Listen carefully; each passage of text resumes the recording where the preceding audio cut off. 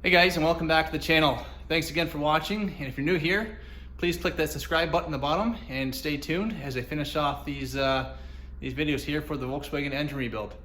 So as you see in the back there, the workbench is all cleaned off finally, and it's time to get the engine parts back in the garage here and start reassembly. So stay tuned and watch these few short videos here as I clean up the last few parts and get ready for reassembly.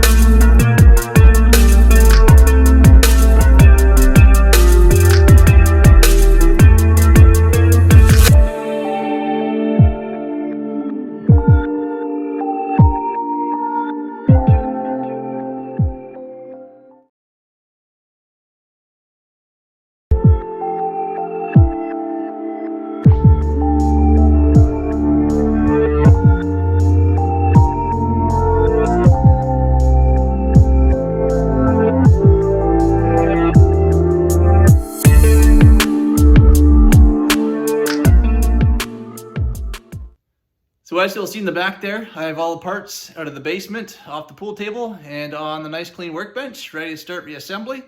So hopefully I'll start that tomorrow. Stay tuned.